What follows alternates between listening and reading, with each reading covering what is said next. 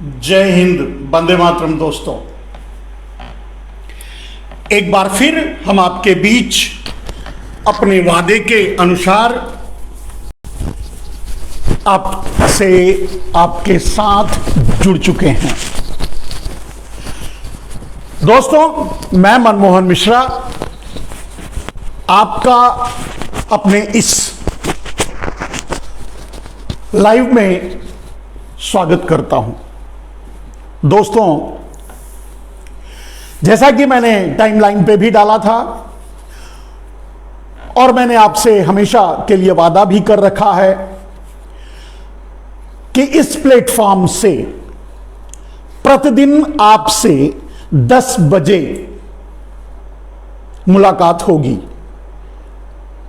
आपके बीच अपनी बातें, अपनी भावनाएं, अपने विचार लेकर आपसे मिलेंगे और आपके विचार कमेंट के जरिए जो आप मुझे भेजते हैं, देते हैं,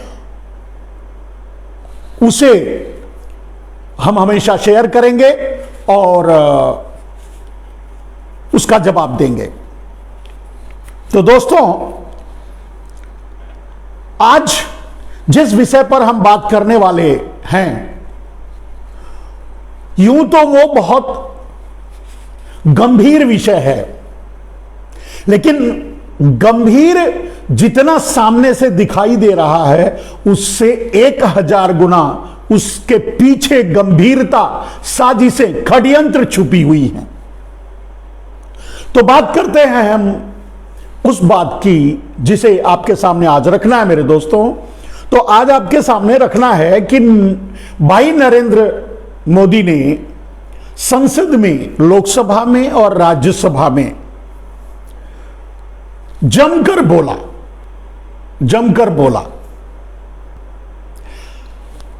कल भी वो तकरीबन 1.5 घंटे तक बोला, आज भी वो वही लगभग 1.5 घंटे तक बोला। राज्यसभा में, कल लोकसभा में बोले थे।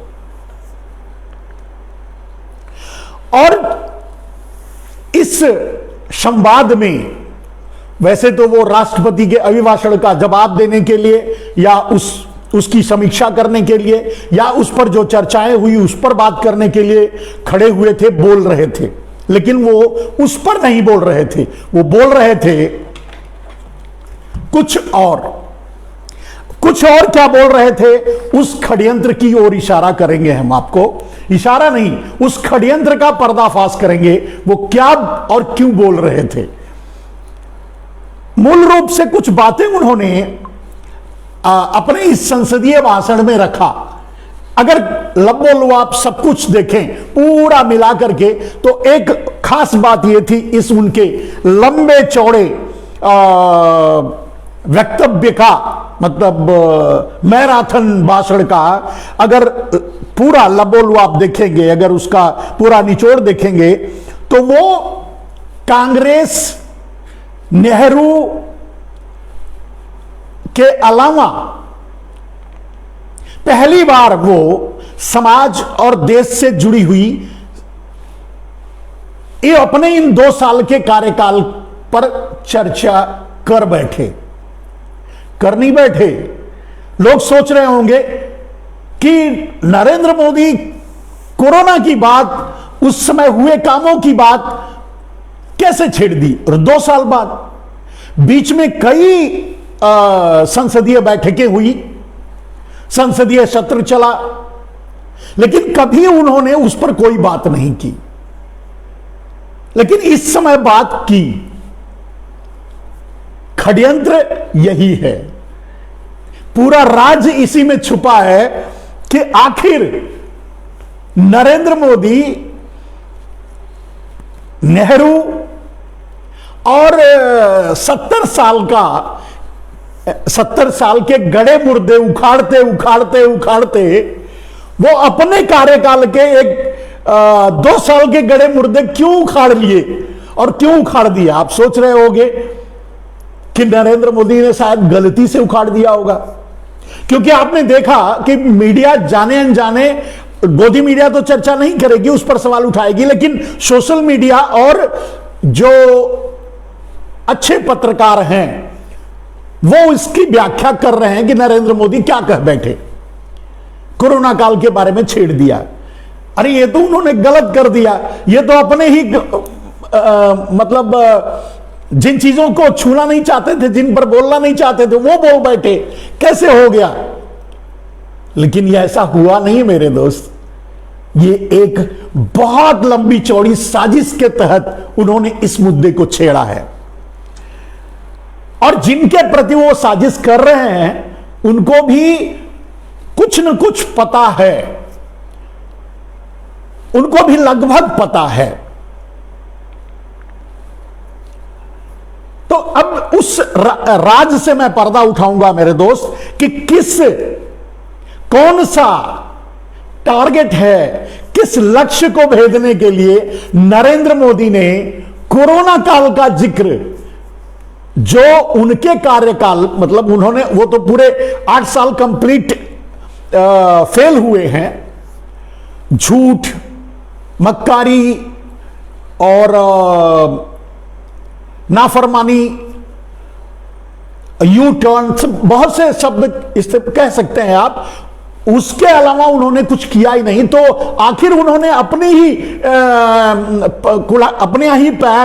पैर में कुल्हाड़ी क्यों मारी कोरोना काल का जिक्र करके,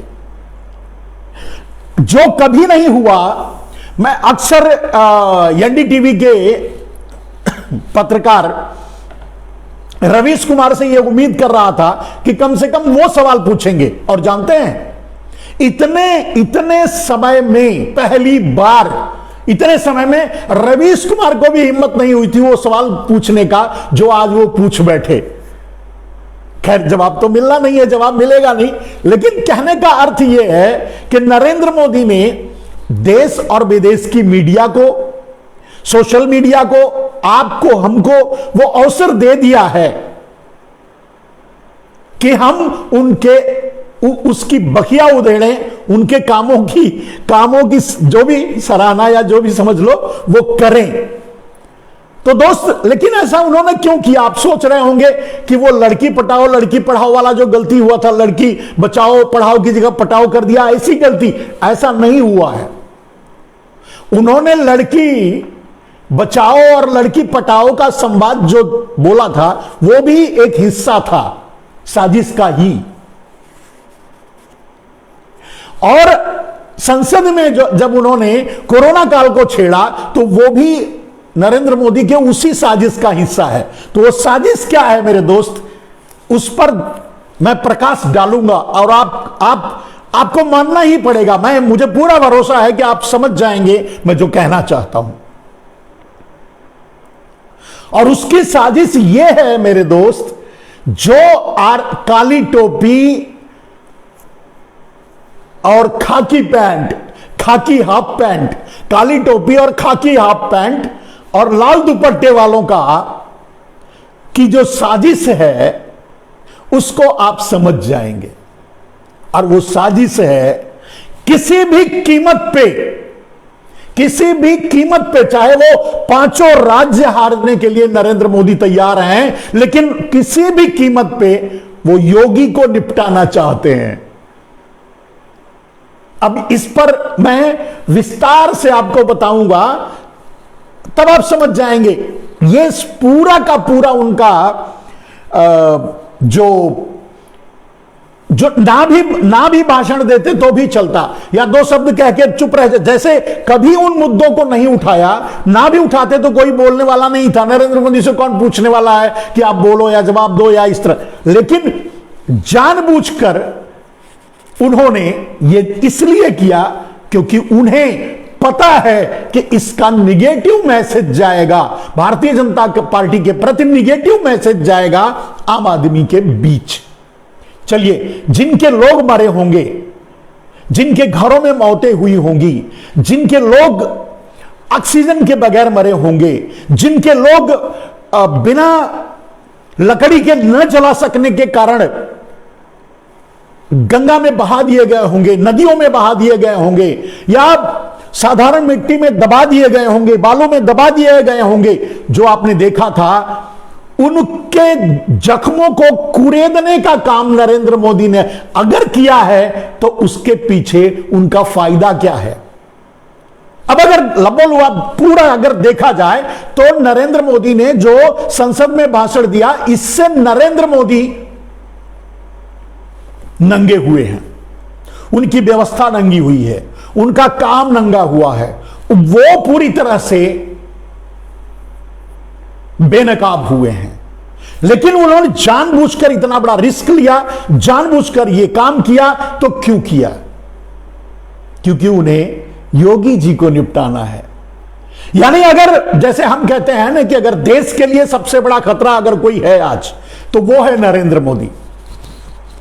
तो अगर नरेंद्र मोदी के से पूछा जाए कि आपके लिए सबसे बड़ा खतरा कौन है राजनीति में, तो वो यही कहेंगे, उनका दिल यही कहेगा, कहेंगे नहीं आड़े अपने अमित शाह से या अपने मित्रों से या वो गुजराती चोर जो उनके साथ रहते हैं, जिनके लिए वो दुनिया भर की चोरियां कर रहे हैं, वो उसे जब राय मशवरा करते होंगे, तो जब आपस में बात करते होंगे, जब बात उठती होगी, तो आपका सबसे बड़ा दुश्मन कौन है? तो नरेंद्र मोदी यही कहते होंगे कि सबसे बड़ा दुश्मन है योगी, और उसी को निपटाने के लिए आज इतना बड़ा खतरा मोल लिया। ये एक उसका पक्ष है जिसको जब मैं अपना संवाद खत्म करूंगा एक 45 मिनट्स के अंदर, आपको बताने की जरूरत नहीं होगी, आप पूरी तरह से समझ जाएंगे। लेकिन नरेंद्र मोदी ने इस भाषण को जो टैगलाइन दिया, या इस भाषण से जो अपने लिए सोच रहे थे कि जो हमारा पार्टी का नुकसान होगा, लेकिन जो हमारे लिए सिंपैथी जाएगी, या जो अपर क्रिएशन है, यानी उनको जिम्मेदार न ठहरा करके जो लोअर लेवल तक बात को दबाया जाएगा, उनका निशाना भी, तीर भी अपने जगह लग जाएगा, यानी योगी का मैदान साफ हो जाएगा और उन्हें सिंपैथी भी गेन होगी। ऐसा उनके भाषण का यह टारगेट था। इसीलिए उन्होंने टैगलाइन बनाया। अक्सर वो क्या कहे, मतलब जो संवाद में क्या कहे कि मुझे क्या क्या नहीं कहा गया, इसी को टैगलाइन बना करके रवीश कुमार ने भी 2 दिन का टाइम लाइन किया कि मुझे क्या क्या नहीं कहा गया। यानी सब लोग मुझे कोस रहे थे, जो मुंह में आए बक रहे थे, जो मुंह आए कह रहे थे, वगैरह वगैरह वगैरह, लेकिन इसका जिक्र की क्या जरूरत थी? क्योंकि इसका बहुत बड़ा फायदा नरेंद्र मोदी उठाने वाले हैं। नरेंद्र मोदी जो चाहते हैं वो करने वाले हैं। नरेंद्र मोदी का निशाना कहीं और है, कहीं पे निगाहें, कहीं पे निशाना।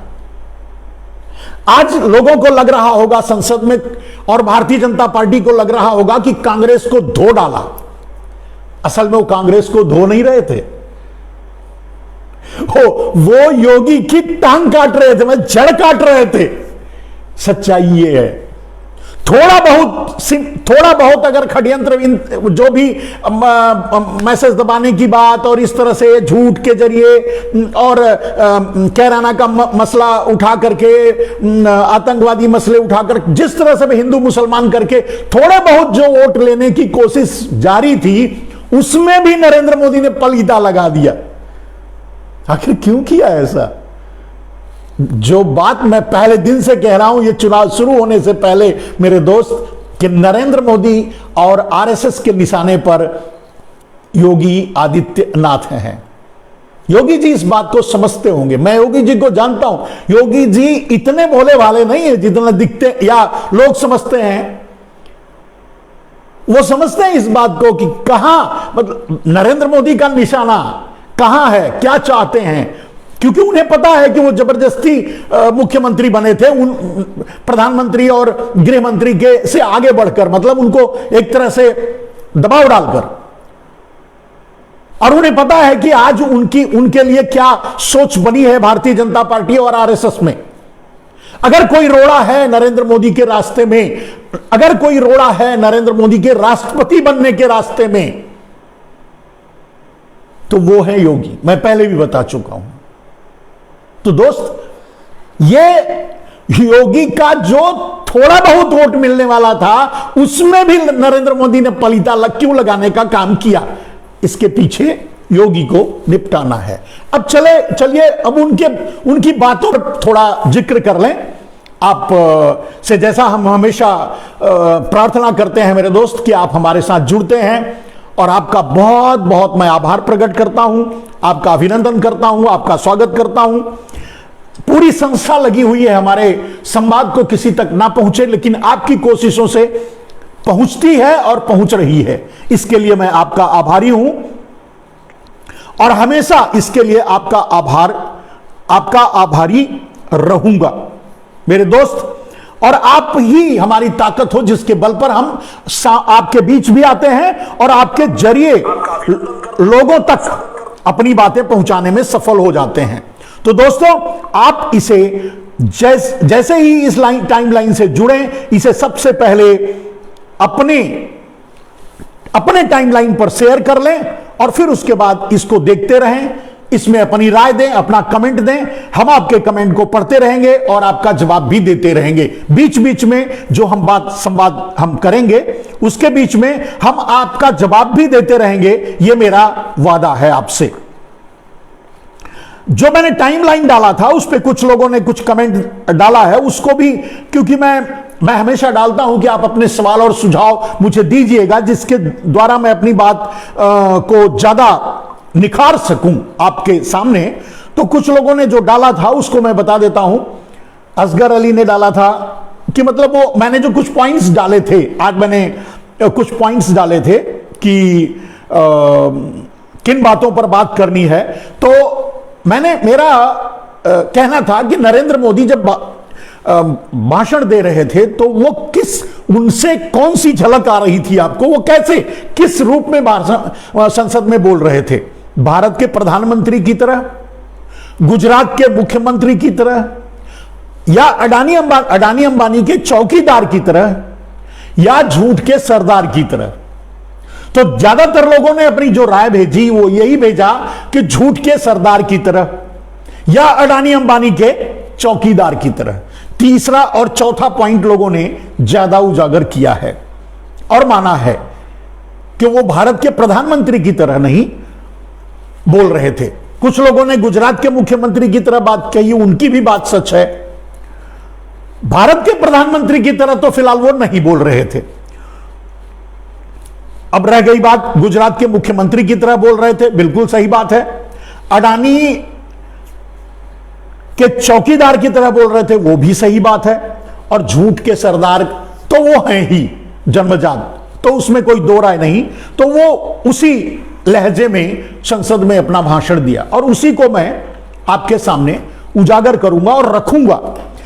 और इस संवाद में ये संवाद खत्म होते होते आप बिल्कुल समझ जाएंगे कि इसके पीछे नरेंद्र मोदी के निशाने पर कौन है, कांग्रेस या योगी।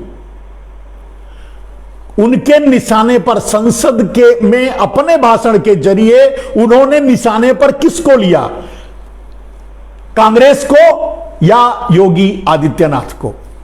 इस बात का रहस्य आपके सामने क्लियर हो जाए। तो वो कुछ जो लोगों ने अपने सवाल डाले थे उसको मैं पढ़ना चाहूंगा, आपके सामने बताना चाहूंगा मेरे दोस्त कि दिनेश कुमार वर्मा ने लिखा 10 मार्च के बाद सिलेंडर काल उन्होंने लिखा। अब इसका गूढ़ार्थ तो मैं नहीं समझ पाया लेकिन होगा। असगर अली ने लिखा 3 और 4 नंबर, मतलब तीसरा और चौथा नंबर जो मैंने कहा है कि वो अडानी के चौकीदार की तरह बोल रहे थे या झूठ के सरदार की तरह, तो तीसरा चौथे नंबर पे उनको रखा है। संदीप चौहान प्रचार मंत्री कहा है। टाइगर ने लिखा है छूट मंत्री, वो भी सही है। और जाट चौधरी लिखते हैं क्या मोदी गैंग दिल्ली पुलिस और मिलिट्री में भर्ती निकालेंगे? खैर ये भर्ती के बारे में कह रहे हैं, वो तो नहीं निकालेंगे, उनको किसी को भर्ती लेनी वनी नहीं है, किसी की जरूरत ही नहीं है। अब देश को किसी की जरूरत नहीं है, देश को उनकी टीम को, उनके आकाओं को या अडानी अंबानी को अब किसी आम आदमी की जरूरत नहीं है। तो इसलिए आरती भर्ती की तो बात ही नहीं उठती। हिलाल मोहम्मद भी 3 और 4 लिखा है, मोहम्मद सनाउल्लाह भी 3 और 4 लिखा है, रवि कुमार ने लिखा है मोदी विरोधी, मोदी विरोधी कीजिए, मोदी विरोध कीजिए, देशद्रोही नहीं, बिल्कुल देश विरोध नहीं। देश विरोध हम कहां करेंगे भाई, हम तो देशभक्त हैं, हम कहां से देश विरोध करेंगे। तो पंजाबी ने लिखा है मोदी और गुजराती चोरों का डीएनए भारत में मुगलों के अपने से पहले गुजरात में कहां से आया। खैर, इसके बारे में विस्तार से बताएंगे। अभिषेक ने लिखा है मानसिक रोगी है, मेरे लिए लिखा है, बिल्कुल सही कह रहे हैं, मैं मानसिक रोगी हूं। शायद अगर आपने मेरे लिए लिखा है, अगर आपने मोदी जी के लिखा है, तो बिल्कुल वो भी वही है, मानसिक रोगी। तो केजे ठाकर ने लिखा है देश का राजा कह रहा है 80 करोड़ लोगों को मुफ्त में अनाज बांटा, मतलब 80 करोड़ लोगों के पास न तो 2 वक्त की रोटी कमाने जितना भी रोजगार मिल रहा है वह भी नहीं बचा। मतलब 7 साल में देश को गरीबी, बेरोजगारी एवं भूखमरी के दलदल में फंसा दिया। नोटबंदी, इन्होंने पूरी व्यवस्था के बारे में लिखा है, बहुत सही। 700 किसानों के शहीदी के बारे में भी लिखा है, इन्होंने बिल्कुल सही लिखा है। जो भी इन्होंने लिखा है, मोदी के सारे कामों की व्याख्या कर डाली है मेरे दोस्त। तो बहुत अच्छा लिखा है इन्होंने। नोटबंदी करके भोली वाली जनता को लूटा, बिना राय मशवरा किए तानाशाही की तरह अनियोजित लॉकडाउन किया, देशबंदी देश पर थोपा, और आत्मनिर्भर भारत न्यू इंडिया बेशर्मी देखिए कि अपनी नाकामी के लिए खुद भी अपनी पीठ थपथपा रहा है। 700 किसानों की शहीद करवा दिया, बेशर्म विपक्ष को कोसता है, संसद में खड़े होकर गरिमा गिराता है, देश को कर्ज में डुबोकर संसद में बेशर्मी से दूसरे विषयों पर भूतकाल उजागर झूठे इतिहास रचते हैं, चुनावी रैली लंबी फेंकते हैं, देश के लिए गैर जिम्मेदार पीएम, अपने दल के लिए भ्रष्ट विचारक जोड़ता पीएम, अपना दल मजबूत करके देश बर्बाद करता पीएम, धर्म के नाम पर। सही बात है। तो आपने जितनी बातें लिखी है मेरे दोस्त, बहुत सही। रोनी राय ने लिखा है, रोनी राय ने उनका पक्ष लिया है नरेंद्र मोदी का, अच्छा बात है। और केजे ठाकरे फिर से लिखते हैं भाजपा की 4888 करोड़ की संपत्ति लीगल भाजपा ही बनाती है। यह संपत्ति लीगल कैसे बनी? खैर, आपको बताने की जरूरत नहीं है, आपको कहने की जरूरत नहीं, बिल्कुल सही बात है। 400 लाख करोड़ को अगर अंडरग्राउंड किया गया तो किसी न किसी रास्ते से पुल आउट तो किया जाएगा, वो किसी न किसी रास्ते से लाया जाएगा, अपने चोर साथियों को में बांटा जाएगा, वो तो करेंगे ही करेंगे, उसमें कोई दो राय नहीं मेरे दोस्त। तो आपसे, जैसा कि मैं गुजारिश करता हूं हमेशा की तरह, आपसे फिर से विनती करूंगा, आप अपनी टाइमलाइन पे शेयर करें, क्योंकि मेरे टाइमलाइन को बहुत बुरी तरह से डैम स्लो किया जा रहा है, आप तक पहुंचने नहीं दिया जा रहा है। लेकिन आप अगर इसे लगातार शेयर करते रहेंगे, दूसरों को पहुंचाते रहेंगे, तो वो कुछ नहीं कर पाएंगे। अब आते हैं मेरे दोस्त, मैं उस मुद्दे पर कि क्या क्या नहीं कहा गया।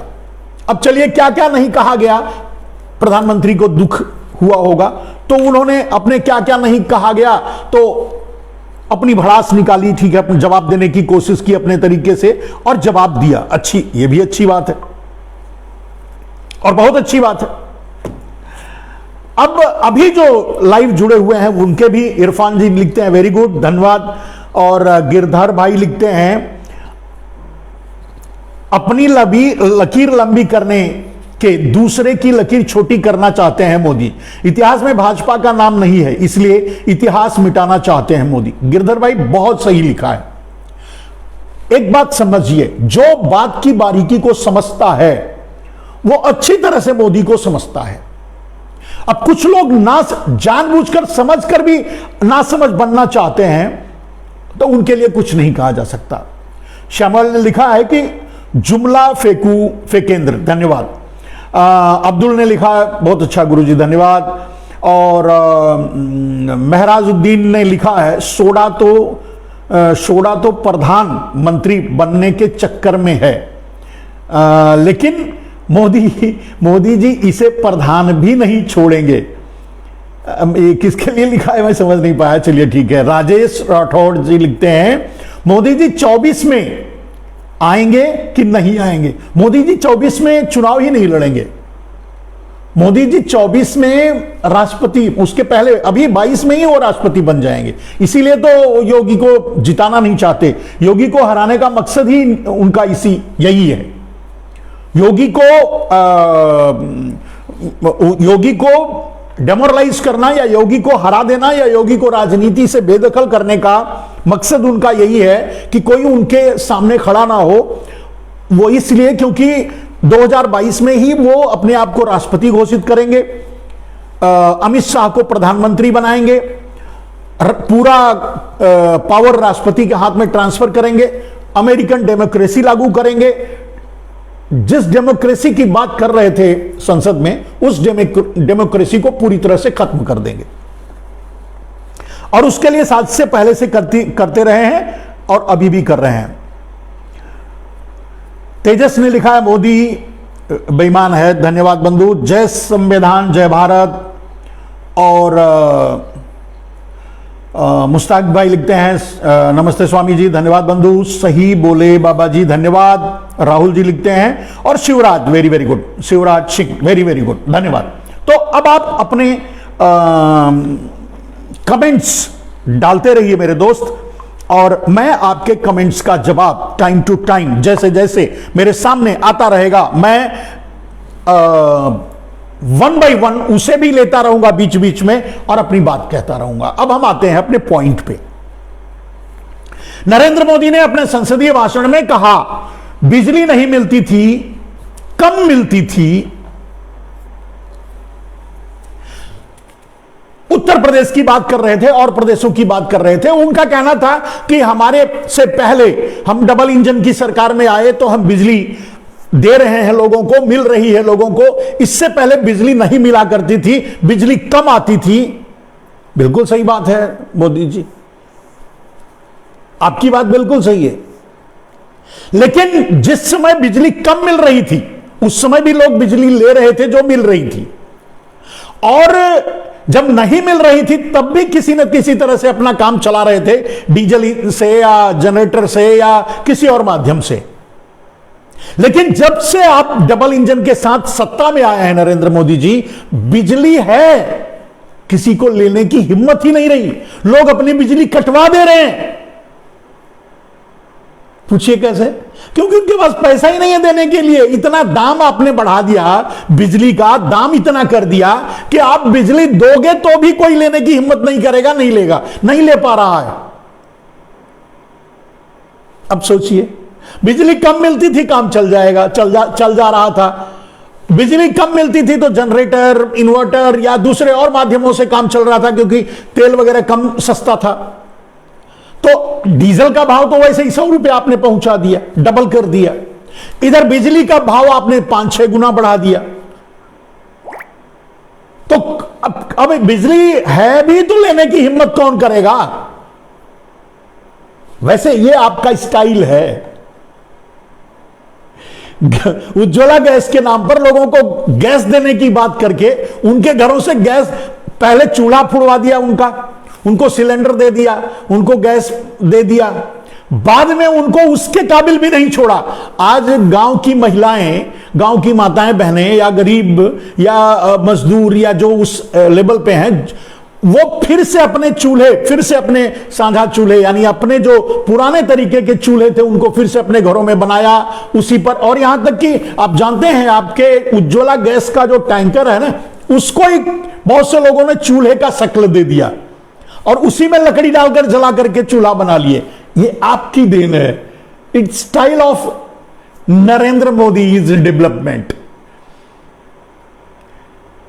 देंगे, लेकिन किसी को ये इस हालत में नहीं छोड़ेंगे कि वो कोई लेने से इनकार कर दे। भाई अब एक बात बताओ, नरेंद्र मोदी जी, तुम बताओ, अगर किसी को तुम जाओगे कहोगे कि भाई ये उज्ज्वला वाला चूल्हा है आप ले लो, अब आज अगर कोई किसी को बोलो कि उज्ज्वला वाला चूल्हा ले लो तो आपको खींच के चप्पल निकाल के जड़ देगा। अब पूछे क्यों? क्योंकि उसको मिर्ची लगी हुई है, 1,000 रुपए का वो खरीद नहीं सकता और तुम उसको उज्ज्वला की बात करोगे, क्या करेगा बताओ?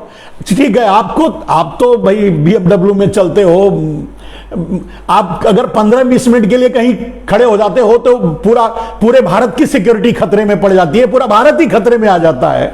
आपके लिए नहीं कह रहा हूं, लेकिन जो आपके सांसद विधायक अब वोट मांगने जा रहे हैं उनको कहिए ना कि उज्ज्वला का नाम लेकर के, भाई तुमको उज्ज्वला दिया था, हमको वोट दे दो। तो वोट तो बाद में देगा, पहले फटा हुआ जूता घर में से लाएगा और मारेगा, लठ भी मिला तो छोड़ेगा नहीं, सर फोड़ देगा। कहने का अर्थ यह है नरेंद्र मोदी कि आप अगर पुराने देते नहीं थे या कम देते थे या जो भी था वो लोग लेते थे, लेने की कोशिश करते थे, लेकिन आज आप दोगे तो भी कोई लेने की हिम्मत नहीं करेगा। मैंने उज्ज्वला का उदाहरण दे दिया, आप समझ गए होंगे मैं क्या कहना चाहता हूं। और यही हाल हर नागरिक का है भारत में। आप उसको दो, वो कहे, वो हाथ जोड़, आप कुछ देने लगोगे तो हाथ जोड़ कर कहेगा मोदी जी मत दीजिए, मोदी जी मोदी जी वाह, मोदी जी वाह, आप बहुत अच्छे हैं, मैं कहता हूं आप मुझे मत दीजिए, क्योंकि उसे पता है कि अगर आप दे दिए तो फिर उसकी किडनी निकाल लोगे, आप उसका आपकी वो आंखें निकलवा लोगे, आप पता नहीं क्या क्या ले लोगे, वो उसे पता है, इसलिए वो कहेगा कि आप मोदी जी मत दीजिए। और वैसे भी देश अब आपसे हाथ जोड़ चुका है, मोदी जी आप कुछ मत दीजिए, बस आप गुजरात चले जाइए, और यही मांगता है आपसे देश। खैर, मैं उनकी तरफ से आपसे कह दे रहा हूं, आप भी समझ लीजिए। एमडी अकरम कहते हैं कि आप अंदर की बात बता रहे हैं सर, जो अभी तक वाजपेयी के नेता और उड़ान कद्दू को नहीं मालूम। बिल्कुल सही कह रहे हैं, भारतीय जनता पार्टी वाले तो एकदम से क्या है, मतलब बोले इट्स न्यूड, कहने का मतलब उनको कुछ नॉलेज ही नहीं है, दिमाग ही नहीं है, वो तो खा गए, उसमें भूसा उसा भर दिया लगता है। भारत की गरीब जनता कमर तोड़कर रख दी मोदी सरकार ने। और विपिन मंडल सुपौल, विपिन, हमने 3 महीने में से सिलेंडर नहीं भरवाया है। विपिन जी लिख रहे हैं कि मैंने 3 महीने से सिलेंडर नहीं भरवाया है। अब विपिन से कोई जाएगा, बोलेगा आपका भाई चाचा होगा, उसको बोलिए थोड़ा उज्ज्वला ले ले, तो वो बोलेगा पहले आज तू तेरी ठुकाई कर दूं, फिर तू मुझे उज्ज्वला देना। नरेंद्र मोदी ये है। अच्छा, ये सब बातें क्यों कर रहे हैं नरेंद्र मोदी? मैंने कहा ना कि नरेंद्र मोदी का कहीं पे निगाह है, कहीं पे निशाना। ये चिढ़ा रहे हैं लोगों को। ये लोग अपने जब वो वर्चुअल रैली करते हैं तो उसमें उज्ज्वला की बात करते हैं, इसकी बात करते हैं, उसकी बात, वो जानते हैं नहीं करें। और दूसरी बात, वो अपने असली मुद्दे, अगर चुनाव नरेंद्र मोदी को जीतना होता तो पाकिस्तान कम से कम कश्मीर में हमला कर चुका होता, 2-4 गोले छोड़ चुका होता, थोड़ी इधर उधर उधम मचा चुका होता, कुछ आतंकवादियों को भी भेज चुका होता, कुछ न कुछ खुराफात कर चुका, नहीं कर रहा। चीन कुछ न कुछ छोटा बहुत, क्योंकि चीन भी इनका भाई है नरेंद्र मोदी का, तो इनसे ही मिला हुआ है, तो चीन भी कुछ न कुछ और बड़ा काम कर चुका होता और फिर नरेंद्र मोदी उसे दिखाते में, मतलब नरेंद्र मोदी को जीतना होता तो और भी बहुत से तरीके हैं जिसका इस्तेमाल नरेंद्र मोदी कर लेते, नहीं कर रहे हैं। देखो, मैंने कहा कि हर चुनाव के 6 महीने के अंतराल में, 6 महीने पहले, बाद में नहीं, 6 महीने, 3 महीने से लेकर 6 महीने के पहले, हर चुनाव के पहले आतंकवादी घटनाएं हुई, दंगे हुए, फसाद हुए, सांप्रदायिक दंगे हुए, कोई ना कोई बवाल हुआ, और उस बवाल के नाम पे मोदी ने वोट मांगा। इस बार कुछ नहीं करवाया। मैं इंतजार कर रहा था नरेंद्र मोदी दंगे कब करवाएंगे, नहीं करवाया। मैं इंतजार कर रहा था पाकिस्तान हमला कब करेगा, नहीं करवाया। मोदी जी ही नहीं करवा रहे हैं, क्योंकि उन्हें चुनाव नहीं जीतना है। चुनाव जीतना होता तो वो सब करते, उन्हें चुनाव नहीं जीतना है, ये तो तय है। इसीलिए वो नमक, क्या कहते हैं, आपके जले पर नमक डाल रहे हैं। और नमक ऐसा नहीं नमक डाल रहे हैं, नमक में मिर्चा मिला करके आपके जले पर डाल रहे हैं, आम आदमी के जले पर। अब ऐसे बताया ना कि किसी को उज्ज्वला की बात करेंगे तो क्या करेगा बताओ। और जानबूझकर, अब तीर पर तुक्का ये कि जानबूझकर कोरोना पीरियड की बात छेड़ रहे हैं, जब लाशें, मतलब अभी उसको आगे बताएंगे आपको।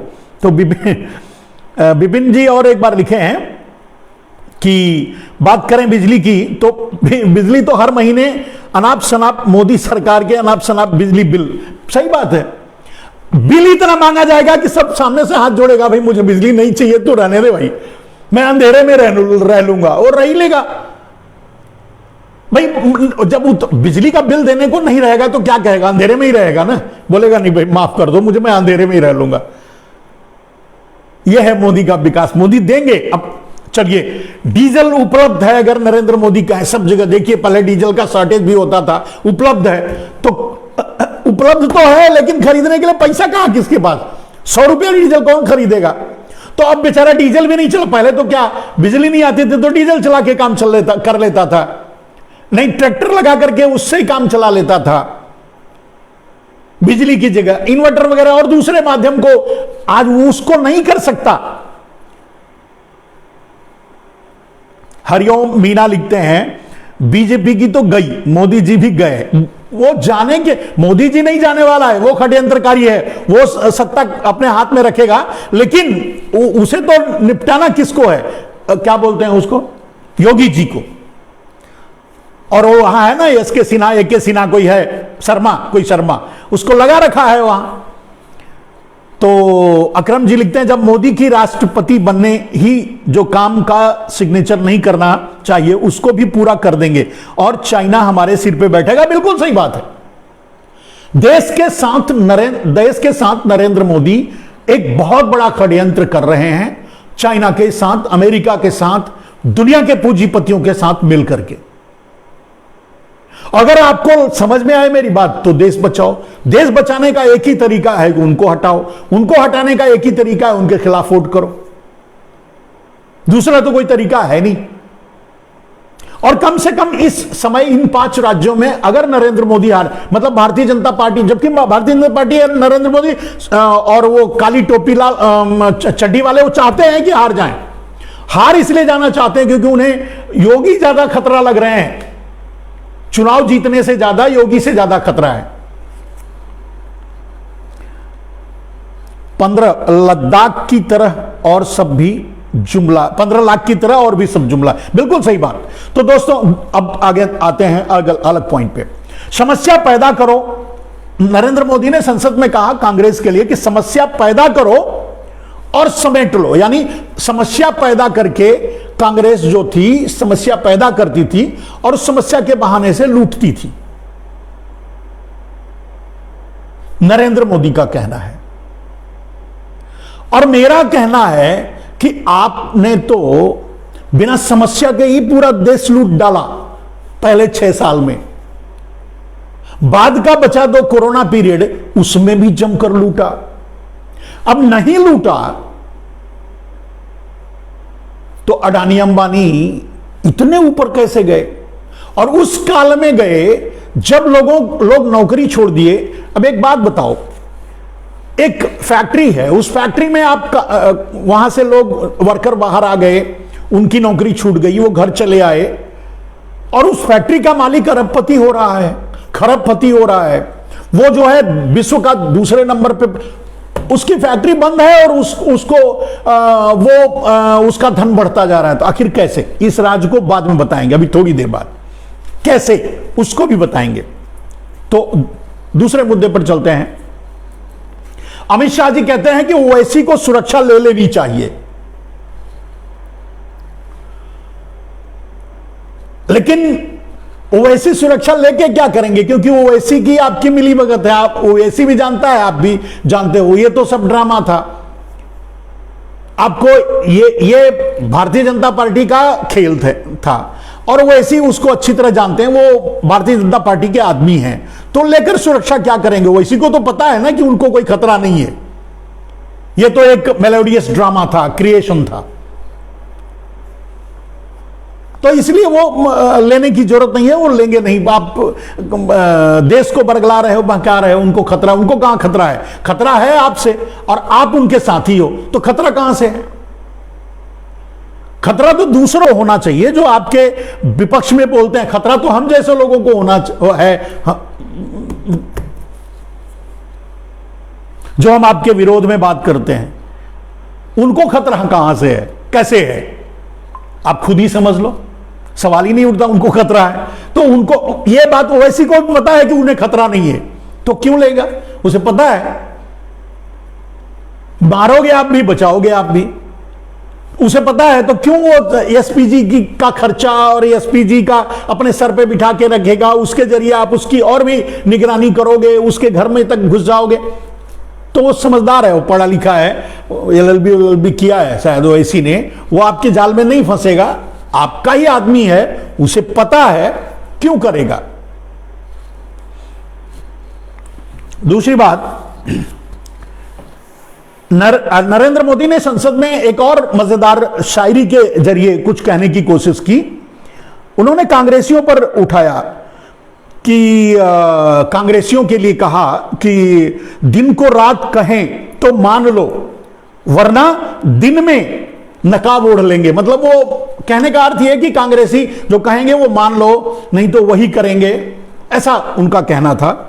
उन्होंने दूसरी लाइन में लिखा था, कहा है कि उन्हें आईना मत दिखाओ, वो आईना भी तोड़ देंगे। ये कांग्रेसियों के लिए कहा गया है, लेकिन मैं खुद ही नहीं समझ पाया कि ये कांग्रेसियों के लिए है कि नरेंद्र मोदी ने अपने लिए कहा है। तो ये इसका कुछ भी मतलब नहीं निकलता। कांग्रेसी कहां से आईना तोड़ देंगे? आईना भी आपका है, सरकार भी आपकी है, सब कुछ आपके हाथ में है। आईना तोड़ो या आईना ही गायब कर दो, या फिर आईना घर ही बेच दो। वो तो तोड़ ओड़ देंगे, फिर से बनाएंगे, लेकिन आप तो बेच दोगे, तो खतरा आपसे ज्यादा है। खैर, आगे बढ़ते हैं। उसके बाद, इतने चुनाव हारने के बाद भी अहंकार नहीं गया। यह कांग्रेसियों के लिए कहते हैं कि इतने चुनाव हारने के बाद अहंकार नहीं गया। नरेंद्र मोदी जी, इतने लोगों की जान लेने के बाद, इतने लोगों के मारने के बाद आपका पेट नहीं भरा, आप दूसरे के अहंकार की बात कर रहे हो। कोरोना काल में कांग्रेस ने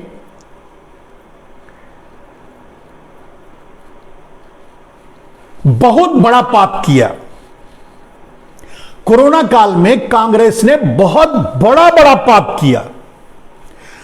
अब कोरोना काल का जिक्र, यहीं से बात शुरू होती है मेरे दोस्त, कि कोरोना काल का जिक्र नरेंद्र मोदी ने क्यों किया। कोरोना काल पर मैं आगे पूरा डिटेल्स में आपको बताऊंगा। उसके पहले छोटी छोटी और बातें जो कुछ नरेंद्र मोदी ने कही, उसको बता देता हूं। भारत, उन्होंने कहा कि भारत कांग्रेस से तंग आ चुकी है। नरेंद्र मोदी जी, 70 साल में भारत को अगर कांग्रेस ने तंग किया है, तो आज देश की मानसिकता बन चुकी है, बन रही है, या बनेगी, या बनकर रहेगी।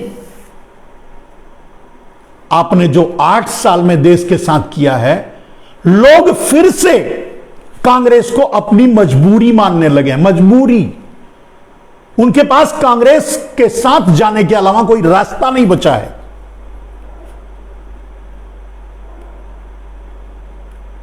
अगर कांग्रेस 70 साल में जो किया देश के साथ, देश के लिए, उस सब को आपने बेच डाला 7 साल में, उस सब को बर्बाद कर दिया आपने 7 साल में। कैसे देश नहीं सोचेगा नरेंद्र मोदी? देश तो आगे मजबूर होगा। मैं ये चैलेंज के साथ कहता हूं नरेंद्र मोदी जी, देश अब मजबूर होगा कांग्रेस के साथ जाने के लिए। मैं कहता हूं एक थर्ड पार्टी, मेरा राजनीति से कोई मतलब नहीं है, लेकिन मैं अच्छी तरह जानता हूं आज नहीं तो कल पूरा देश कांग्रेस के साथ खड़ा होगा। और वो सिर्फ इसलिए होगा क्योंकि अब देश को लगने लगा है कि देश अगर आपका साथ दिया, आपके हाथ में रहा, तो देश ही नहीं रहेगा, बिक जाएगा। आपने यह साबित कर दिया है।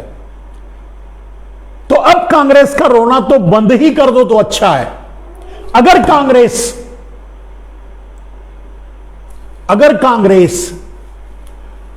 1% देश के लिए हानिकारक थी तो आप 100% देश के लिए हानिकारक हो। अगर 100% कांग्रेस देश के लिए हानिकारक थी तो आप 10,000% देश के लिए हानिकारक हो। तो कहां जाएगा देश? अगर या तो देश अपने लिए एक विकल्प तैयार करेगा और या तो देश टूटा फूटा जो विकल्प है उसको मजबूत करके उस विकल्प को अपने लिए तैयार करेगा। आगे कांग्रेस जो होगा देश में वो लोगों का कांग्रेस होगा। लोग खुद कांग्रेस को बनाएंगे, लोग खुद कांग्रेस से जुड़कर और कांग्रेस को आगे बढ़ाएंगे, कांग्रेस को मजबूत करेंगे। लोग मजबूर होंगे, उनके पास कोई दूसरा रास्ता नहीं होगा। यह मेरा प्रेडिक्शन है। आपसे बचाने के लिए भारत को, नरेंद्र दामोदर दास मोदी से इस देश को बचाने के लिए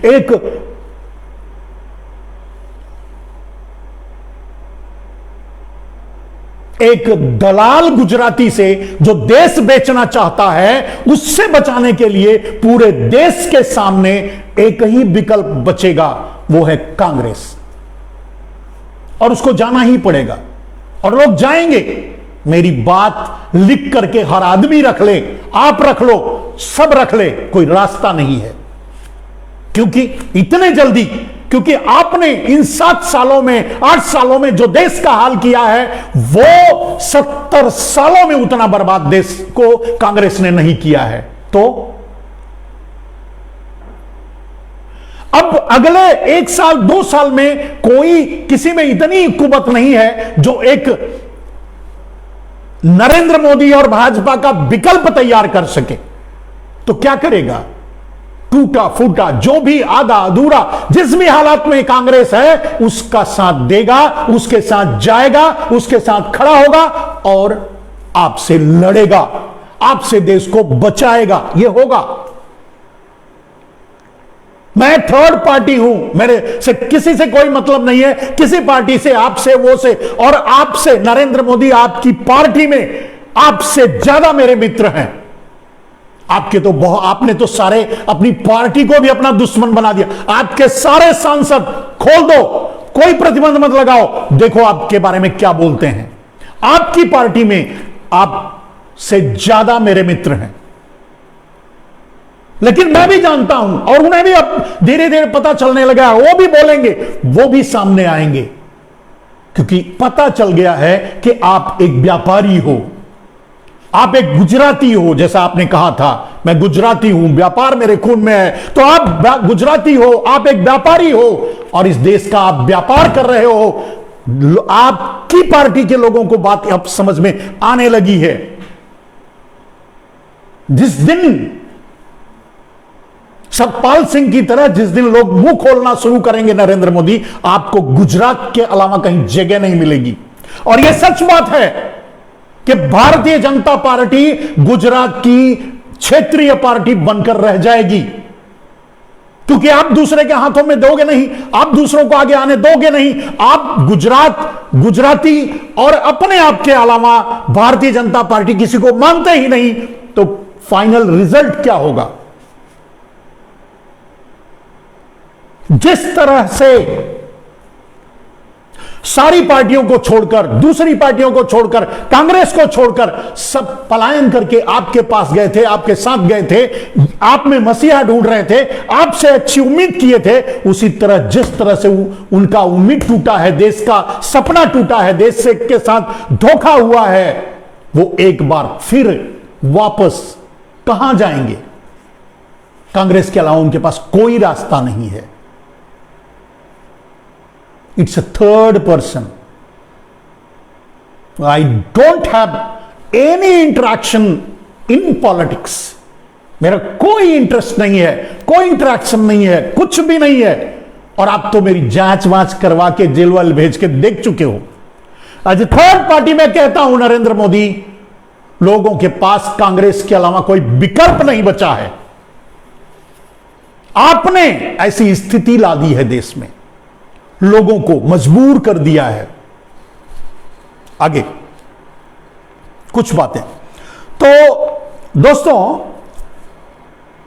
तो कोरोना काल के कांग्रेस के पाप की चर्चा अंतिम पैराग्राफ में करेंगे।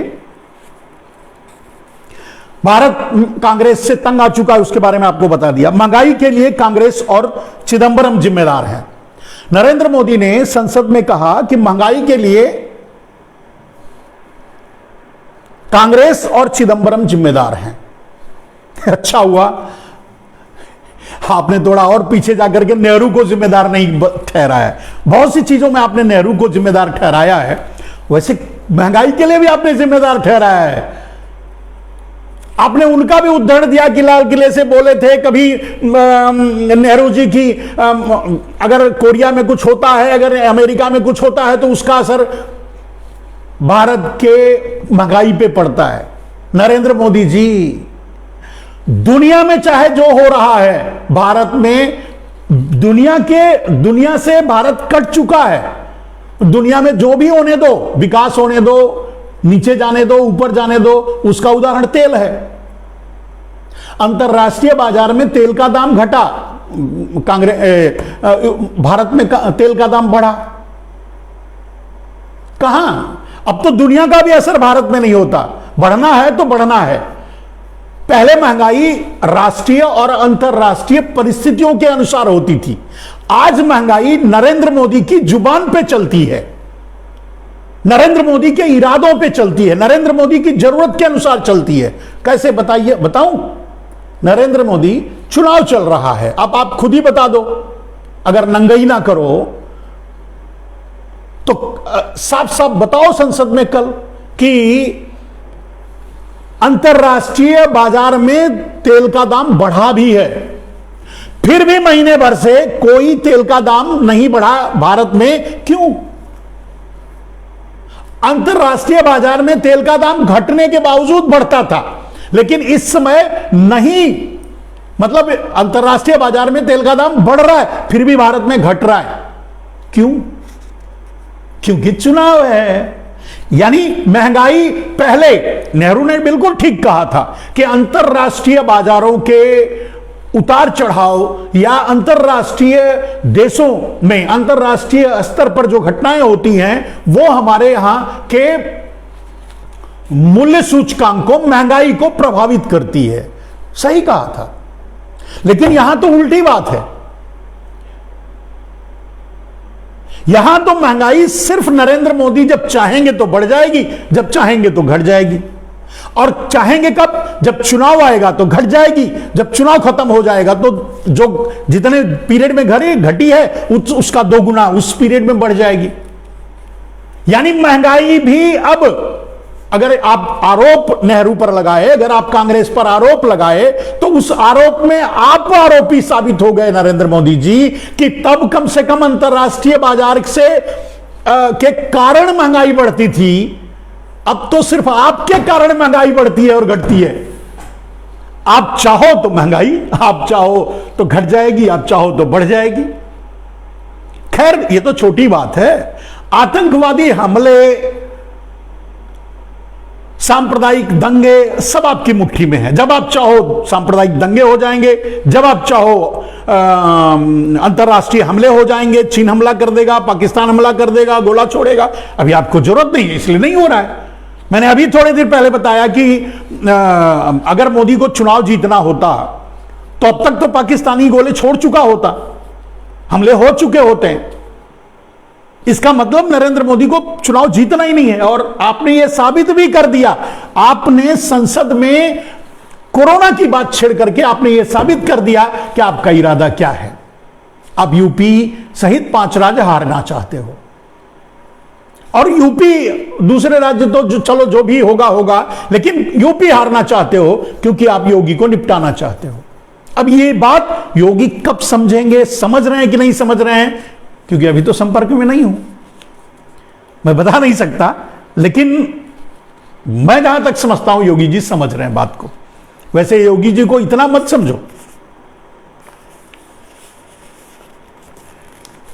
आप षड्यंत्र करके योगी जी को नहीं जीत सकते, ये मैं जानता हूं। आप षड्यंत्र करोगे, इधर उधर करके चुनाव हार जाओगे, चुनाव हार करके उनकी राजनीति पलटने की कोशिश करोगे, वो नहीं होने देंगे। योगी जी बगावत कर देंगे, अपनी सरकार बना लेंगे, आप दूसरे की सरकार बनवा देंगे, आपसे भिड़ जाएंगे। वो अच्छी तरह आपको जानते हैं, मुझसे बढ़िया, मैं तो जानता ही हूं, मैं जानता ही हूं उनके कारण हूं, तो आप, वो मुझसे अच्छी तरह आपको जानते हैं नरेंद्र मोदी जी।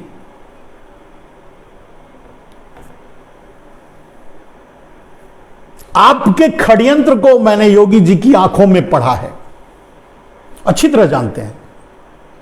आप नहीं निपटा सकते, कोशिश कर लो आप, योगी जी को नहीं निपटा सकते, ये तो तय है।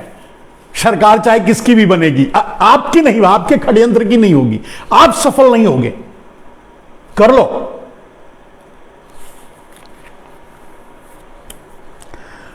तो चलिए,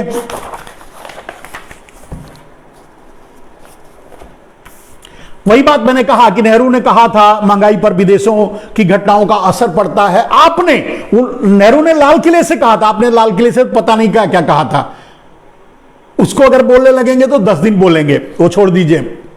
नेहरू ने कभी कहा था कि अंतरराष्ट्रीय घटनाओं का असर भारतीय बाजार पर, भारतीय महंगाई पर पड़ता है। मैं ये कहता हूं किसी चीज का असर भारतीय बाजार पे नहीं पड़ता, सिर्फ मोदी के जरूरत का असर पड़ता है भारतीय बाजार पे। अडानी अंबानी को पैसा चाहिए, कम हो गया तो बाजार में दाम बढ़ जाएगा।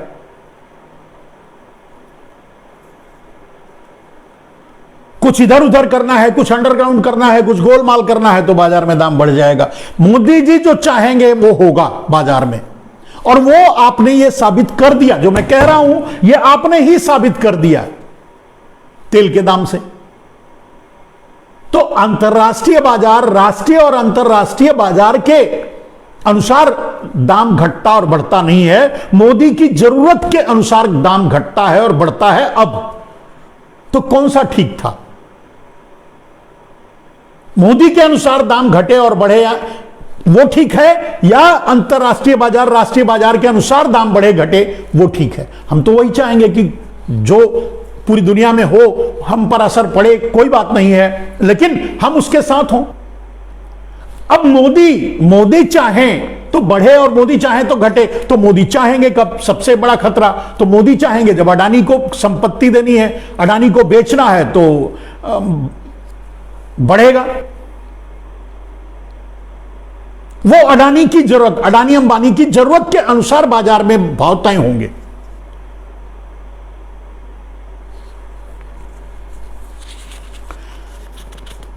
कांग्रेस, फिर आपने एक बार, मतलब ऐसे ऐसी बातें कही है जिससे कि सीधा असर वहां पर हो, उत्तर प्रदेश के चुनाव पर। कांग्रेस टुकड़े टुकड़े गैंग की लीडर बन गई है। मोदी जी, मैं कांग्रेस का प्रवक्ता नहीं हूं, लेकिन मतलब ये सच क्या बोलूं, आप कांग्रेस के अलावा कुछ बोले नहीं। आप बोलना चाहिए था दूसरी बातें, देश की महंगाई पर, देश की बेरोजगारी पर, देश की भूखमरी पर, देश की समस्याओं पर। आप कांग्रेस पर बोल रहे थे, तो मैं बोल रहा हूं, आपका जवाब देते समय तो कोट करना ही पड़ेगा।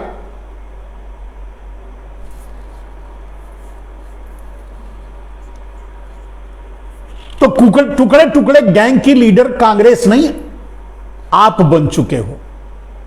मॉब लिंचिंग कौन कर रहा है? देश के टुकड़े टुकड़े कौन कर रहा है? अभी कर्नाटका में आपकी पार्टी ने और काली टोपी हाफ पैंट वालों ने और आपके लोगों ने हिजाब पर अब बैन लगाना चाहते हैं। वो चाहते हैं अब हिजाब पहनकर महिलाएं हिजाब ना पहने। अब उनसे मैंने कल बताया था कि उनसे पूछो कि वो क्या चाहते हैं। वो पूरे देश को सन्नी लियोनी बनाना चाहते हैं? क्या चाहते हैं? या सब कुछ हाफ पैंट और काली टोपी लगवाना चाहते हैं? क्या चाहते हैं? जो आपका गैंग तय करेगा वही लोग पहनेंगे, वही खाएंगे। क्या यही न्याय है? क्या यही जस्टिस है?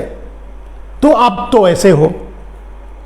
तो टुकड़े टुकड़े गैंग तो आप हो, टुकड़े टुकड़े गैंग तो आपका काली टोपी है, टुकड़े टुकड़े गैंग तो आपका लाल रुमाल है। सच तो यह है, आपने बना दिया, पहले तो नहीं था। मैंने कहा कि आप अपनी चालों के चलते अपने आप को बनाए रखने के लिए आपने भगवा को भी कलंकित करवा दिया, भगवा को भी दलाल बना दिया। कुछ लालची भगवाधारियों ने देश के भगवा को ही कलंकित किया। क्या करेंगे?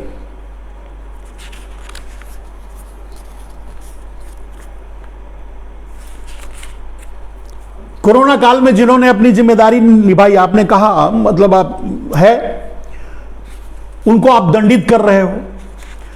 पीएम केयर फंड की चर्चा, उसका खर्च भी नहीं हुआ, उसको खर्च भी नहीं किया। मतलब आपको किसी के हित से कोई मतलब नहीं रह गया है। आप देश के लिए काम करते ही नहीं हो, आम आदमी के लिए तो सोचते ही नहीं हो।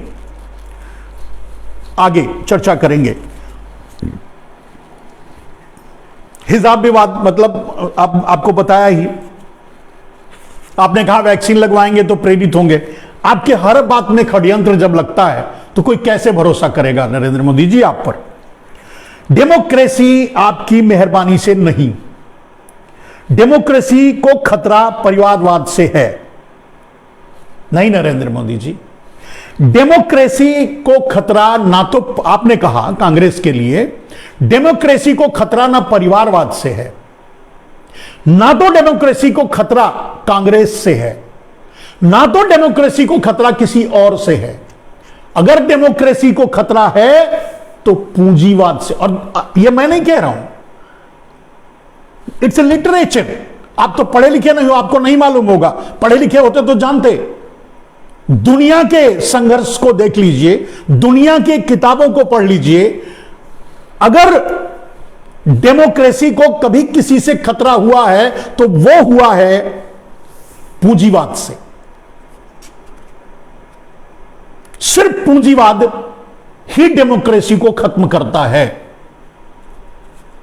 पूंजीवाद ने रूस के टुकड़े टुकड़े कर दिया और शायद पूंजीवाद भारत के भी वही करे। अगर डेमोक्रेसी को खतरा है तो वो है पूंजीवाद से, और पूंजीवादी आप हो।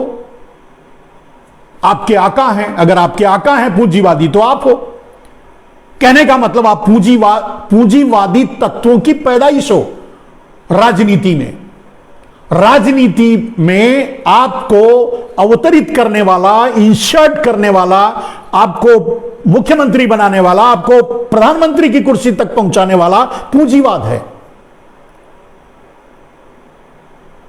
वो कुछ घराने हैं देसी विदेशी जो चाहते थे कि उनका काम हो, उनके लिए प्रधानमंत्री कार्यालय और संसद उनके लिए काम करे, उनकी मुट्ठी में आए, उनके जरिए आप प्रमोट किए गए, प्रोजेक्ट किए गए। आप, मैंने पहले भी कहा है, कई बार यह कहा है कि you are the projected prime minister, not to the elected prime minister.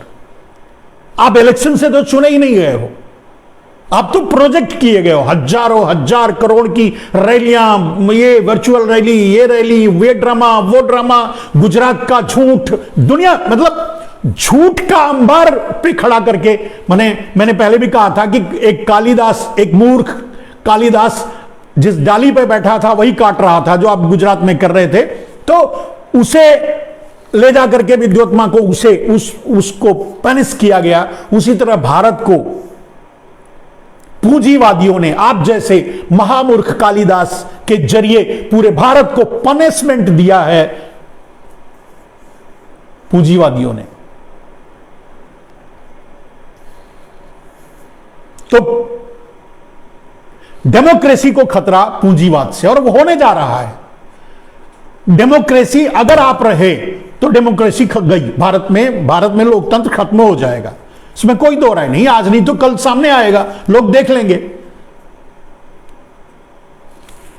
और इसीलिए जिनसे जिनसे आप डरते हो उनको निपटाना चाहते हो। योगी जी उसी कड़ी में आते हैं। आप जो कहोगे योगी नहीं करेंगे, ये आपको पता है। इसलिए योगी को हटना जरूरी है, राजनीति से ही बेदखल होना जरूरी है। और मुझे तो डर है कि कहीं उनको गोरक्षनाथ मंदिर से भी बेदखल कर दो। आप तो ऐसे ही षड्यंत्र करते हो, आपके बारे में तो यही है।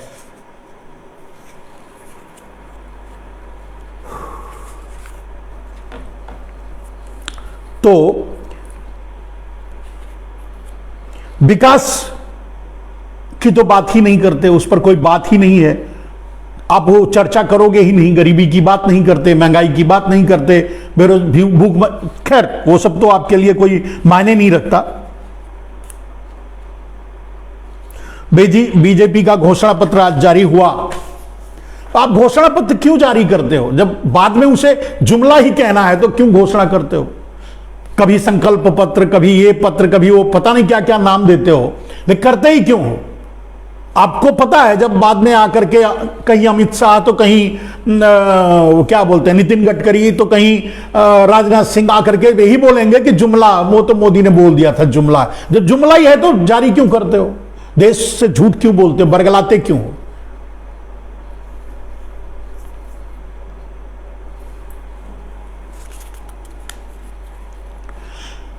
आपने कहा कांग्रेस के कारण जातिवाद है। नहीं, जातिवाद आरएसएस के कारण अब तक बना हुआ है, कांग्रेस के कारण नहीं। राज्यों का, कांग्रेस के कारण राज्यों का दमन हो रहा था। सबसे ज्यादा अगर त्रसित हैं राज्य तो आज आप किसी भी राज्य से रायशुमारी ले लो, लोग भी, और सिर्फ मुख्यमंत्रियों की राय ले लो, उनकी राय आपके बारे में क्या है आप समझ जाओगे। तो आप ये कैसे कह सकते हो कि कांग्रेस के राज्य में दमन था? कांग्रेस ना होती तो अर्बन नक्सल नहीं होता।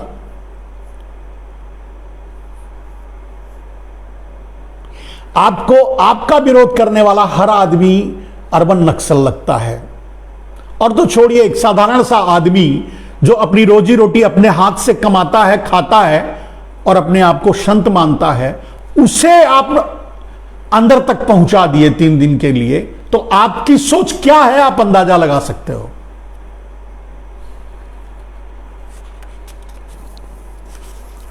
तीन तलाक खत्म किया आपने फिर से, आज मतलब आज और कल फिर से आपने याद दिलाया कि आपने बहुत अच्छा काम किया, 3 तलाक खत्म किया। तो अब चलिए हिजाब को भी खत्म कर दीजिए, और लगे हाथ ये बता दीजिए कि खतना को कब खत्म करोगे। लेकिन खतना में तो मैं कल एक लंबा अपने एक दूसरे प्लेटफॉर्म पे मैंने आपको बताया पूरी तरह से कि खतना पर तो खतना आपका अगला विषय होगा, लेकिन उसके लिए किसको लगाओगे? मैंने कल कहा था कि क्या खोल के देखो प्रोग्राम लॉन्च करोगे? खोल के देखो, बिना खोल के देखे तो पता नहीं चलेगा कि खतना हुआ है कि नहीं हुआ है, और अगर हुआ है तो उसको जोड़ोगे कैसे, और लेकिन और आगे तक कहां तक जाओगे? ये सारी बातें मैंने विस्तार में बताई थी, तो अब उस पर क्या चर्चा करें। तो नरेंद्र मोदी जी आज फाइनल अपने जो असली विषय है, जिसको आपने योगी जी को निपटाने के लिए जिस ब्रह्मास्त्र का इस्तेमाल किया है, उस पर बात कर लेते हैं। वो है कोरोना काल। मैं उस पर नहीं बोलता क्योंकि आप मुझे डरा दिए, लेकिन पॉइंट टू पॉइंट अगर बात करें, आपने जो कहा आपकी ही बात को आपके सामने रखा जाए तो आप जवाब दीजिए नरेंद्र मोदी जी, कोरोना काल में आपने क्या किया? कांग्रेस से आप पूछ रहे हैं, कांग्रेस ने बहुत बुरा किया। आपने संसद में कहा कि जब देश कोरोना काल में था और संकट झेल रहा था, उस समय कांग्रेस ने क्या क्या नहीं किया, पता नहीं किन किन लोगों ने मुझे क्या क्या नहीं कहा, वगैरह वगैरह। तो अब आप बताइए नरेंद्र मोदी, अब मैं उस मुद्दे पर आ गया हूं, अब आप बताइए नरेंद्र मोदी जी, कोरोना काल में आपने क्या किया? चलिए, कोरोना काल शुरू कहां से होता है? 30 जनवरी को पहला कोरोना केस केरला में आया था। आपने 30 जनवरी के बाद क्या क्या किया बताइए। नहीं बताएंगे, आपके पास कुछ बताने के लिए नहीं, क्योंकि आपके पास प्लान ही नहीं था, आपके पास प्रोग्राम ही नहीं था, क्योंकि आप खुद चाहते थे कि देश तबाह हो जाए, क्योंकि आपके आका चाहते थे।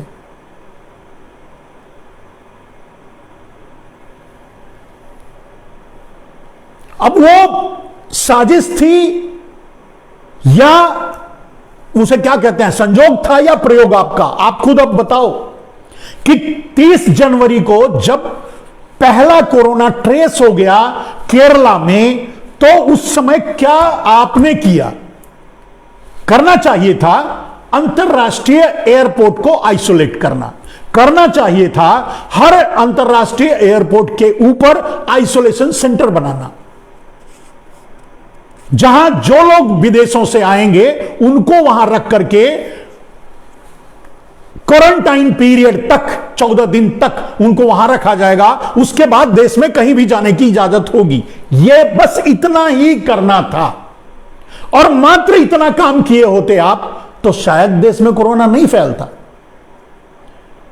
क्योंकि कोरोना जमीन से नहीं निकला, कोरोना जो है मच्छर से नहीं आया, कोरोना और किसी से गंदगी या और किसी माध्यम से नहीं आया, कोरोना तो विदेशों में हवाई जहाज में बैठ के आ रहा था। तो रोकना तो वही था ना, वो रोकता कौन? आपने नहीं किया। क्यों नहीं किया आप बता सकते हैं? कारण क्या है? मुझे पता है। आपने जब 30 जनवरी को कोरोना भारत में पहला ट्रेस हो गया, तो आपने अंतरराष्ट्रीय एयरपोर्ट को लॉकडाउन में क्यों नहीं डाला? आपने आइसोलेशन सेंटर क्यों नहीं बनाया? आपने स्क्रीनिंग सेंटर क्यों नहीं डाला? आपने क्वारंटाइन सेंटर क्यों नहीं बनाया? सिर्फ उस समय एयरपोर्टों पर ही, वो भी अंतरराष्ट्रीय एयरपोर्टों पर करना पड़ता, और देश में नहीं। किसी को लॉकडाउन करने की जरूरत नहीं थी, लेकिन आपने नहीं किया। आपने क्या किया? आप 24 फरवरी तक नमस्ते ट्रंप करते रहे। वो भी आपका पर्सनल प्रोग्राम था, वो भी भारत का प्रोग्राम नहीं था, वो प्रोटोकॉलिक प्रोग्राम नहीं था, वो आपका पर्सनल प्रोग्राम था। तो आपने अपने पर्सनल ट्रंप का प्रचार करने के लिए पूरे देश को अपने खतरे में डाला। नहीं डाला? डाला कि नहीं डाला? आप बताओ। इतने दिनों तक किसी पत्रकार ने इस बात को नहीं उठाया। कम से कम 1000 वीडियो में मैं ये बातें उठा चुका हूं। संजोग से आज मैंने देखा पहली बार रवीश कुमार ने इस बात को उठाया, आपसे पूछा, तो आप जवाब दो कि जब 30 जनवरी को कोरोना भारत में पहली बार ट्रेस हो गया, तो आप उस समय क्या कर रहे थे? 24 फरवरी तक आप नमस्ते ट्रंप कर रहे थे। क्यों? जरूरी क्या था? अपने देश की सुरक्षा, अपने देश के आम नागरिकों को बचाना, या ट्रंप का प्रचार करना, ट्रंप को चुनाव जितवाना? हालांकि वो हार गए। किसकी कीमत देश ने चुकाया? आप बताओ। किसके कारण कोरोना फैला देश में? आप बताओ। क्या आपने किया था? मैंने कहा उस समय अगर एक सेंसिटिव प्रधानमंत्री होता, अगर एक पढ़ा लिखा प्रधानमंत्री होता, अगर एक समझदार प्रधानमंत्री होता, तो उसका पहला काम यही होता कि अंतरराष्ट्रीय एयरपोर्टों को सील कर दे। आने पर नहीं रोक लगेगा, चलेगा, लेकिन सील कर दे, वहां क्वारंटाइन सेंटर बनाए, वहां आइसोलेशन सेंटर डाले। क्यों नहीं? आपने नहीं किया, क्योंकि आपको 24 फरवरी को नमस्ते ट्रंप करना था। आपने क्या किया देश के साथ? क्या यह कांग्रेस के कहने पर आपने किया था? इतना बड़ा देशद्रोह आपने किया अपने ही देशवासियों के साथ। किसके कहने पर किया आपने? और अब तो यह भी साबित हो चुका है और सामने आ चुका है कि इसके लिए ना तो आपने किसी से सलाह ली, ना तो किसी वैज्ञानिक से, ना तो किसी, आपने किसके कहने पर यह सब किया? आप नहीं बता सकते। आप षड्यंत्रकारी हो। दूसरी बात, आपने नमस्ते ट्रंप करने के बाद भी आपका पेट नहीं भरा। कोरोना भारत में फैल रहा था, बढ़ रहा था, तब भी आपने अंतरराष्ट्रीय एयरपोर्ट को सील नहीं किया, तब भी आपने ट्रेसिंग सेंटर नहीं डाला, तब भी आपने क्वारंटाइन सेंटर नहीं डाला, तब भी आपने अंतरराष्ट्रीय लोगों को आने से रोका नहीं। अंदर खुले एयरपोर्ट पे उतरे, अपने घर जाए, और उसी से कोरोना फैला। एक मिल फैक्ट्री में मजदूर जो काम कर रहा था, उससे कोरोना फैलना ही नहीं था। वो किसके संपर्क, किसी अंतरराष्ट्रीय आदमी के संपर्क में कहां से आ रहा था? उसके पास कहां से आएगा कोरोना? और जब 24 फरवरी को नमस्ते ट्रंप कर लिया, एक महीने तक आप हवाई जहाज लेकर के मध्य प्रदेश के चुने हुए विधायकों को हवाई जहाज में बिठा करके आप घुमा रहे थे। आपका टारगेट था कि मध्य प्रदेश की सरकार गिरा दी जाए, बना ली जाए गिरा करके, उसके बाद कोई कार्रवाई की जाए। आपने इसके बीच बड़े ड्रामे किए, कुछ समस्याओं को, अंतरराष्ट्रीय समस्याओं को देखते हुए प्रदेशों ने छोटे मोटे जो कदम उठाए अपनी तरफ से उठाए, लेकिन आपने तो कुछ नहीं किया। जो पावर आपको था, जिस पावर का प्रयोग करके आप कर सकते थे, उसका प्रयोग नहीं किया और आपने नहीं किया। आपने फिर एक महीना 24 फरवरी से लेकर 23 मार्च तक आपने इंतजार किया। जब 23 मार्च को मध्य प्रदेश की सरकार गिराकर आप सरकार बना लिए, उसके बाद आपने अचानक 24 तारीख को पूरा भारत लॉकडाउन कर दिया। लॉकडाउन करने की क्या जरूरत थी नरेंद्र मोदी? आप बताइए। अगर समझा जाए वैज्ञानिक तरीके से, आईसीएमआर और डब्ल्यूएचओ के अनुसार, उन्होंने यह नहीं कहा कि पूरा भारत लॉकडाउन कर दो, वो भी सामने आ चुका है, लेकिन अगर इसी को समझा जाए, अगर वैज्ञानिक तरीके से भी समझा जाए, तो कोरोना किसी फैक्ट्री में कैसे पहुंचेगा, किसी मजदूर के पास कैसे पहुंचेगा, कैसे पहुंचेगा आप बताइए ना। और वो बाद में साबित हुआ। उस समय हम बोल रहे थे, उस समय कह रहे थे, हर वीडियो में यह कहने की कोशिश कर रहे थे कि अब इस समय अंतरराष्ट्रीय एयरपोर्ट्स लॉकडाउन करना चाहिए, नरेंद्र मोदी ये कर रहे हैं, कोई नहीं सुनवाई, चलो ठीक है आपने कर लिया। लेकिन आपने जब लॉकडाउन किया तब भी आपके पास कोई वैज्ञानिक तर्क नहीं था, तब भी आपके पास कोई देश और विदेश के वैज्ञानिकों की सलाह नहीं थी, तब भी आपने एक षड्यंत्र के तहत ही देश को लॉकडाउन में झोंक दिया। क्योंकि दुनिया के, देश के पूंजीपति चाहते थे मजदूरों को निकालना, क्योंकि उनको मजदूरों की जरूरत नहीं थी। और सिर्फ उन्हीं मजदूरों को, उन्हीं बेरोजगारों को, उन्हीं मजदूरों को निकालने के लिए, कैसे बताता हूं मैं आपको, उन्हीं मजदूरों को निकालने के लिए आपने अचानक लॉकडाउन किया। आगे यह बात साबित हुई, मजदूर परेशान हुए, मजदूर रोड पे मरे, मजदूर ट्रेन के नीचे मरे, मजदूर पैदल चल के गए, मजदूर सूटकेस पे बैठ के गए, मजदूर बैलगाड़ी से गए, अपने आप को बैलगाड़ी की जगह, बैल की जगह अपने आप को जोत कर गए, मजदूर मरते रहे और आप प्रधानमंत्री का अपने आप ऑफिस में सोते रहे। आपने क्या किया? ताली बजवाई, थाली बजवाई, सिर्फ ड्रामा किया। आपने क्या किया लॉकडाउन के पीरियड में? और लॉकडाउन क्यों लगाया? और यह बात साबित, उस समय जो हम लोग कह रहे थे कि किसी भी मजदूर को कभी कोरोना नहीं हो सकता, उस तक पहुंचेगा कैसे? जब कोरोना फ्लाइट में बैठकर आ रहा है तो एक मजदूर के पास कैसे पहुंचेगा? उससे कांटेक्ट कैसे होगा? लेकिन वहां भी आपने निर्दयता दिखाई। अंतरराष्ट्रीय स्तर पर जो लोग देश से बाहर गए थे, उनको हवाई जहाजों में बैठाकर अपने देश लाए, उनको उनके घरों तक पहुंचाए, लेकिन अपने मजदूर, अपने देश के मजदूर, जिन्होंने शहर बसाया, जिन्होंने शहरों को जान दी, शहरों को अपना पूरा जीवन दिया, उनको सड़कों पर छोड़ दिया नरेंद्र मोदी मरने के लिए, और मरते रहे। उनके लिए कुछ भी आपने नहीं किया। आपने क्या किया?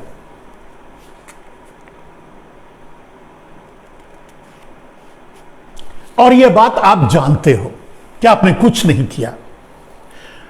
मकसद बस इतना था, क्योंकि पूंजीपति यानी जो बड़ी बड़ी फैक्ट्रियां चलाते हैं, बड़ी बड़ी मल्टीनेशनल कंपनियां चलाते हैं, उनको मजदूरों की जरूरत नहीं थी। इसीलिए ना आपने लेबर लॉ को खत्म किया, इसीलिए यही प्लानिंग थी।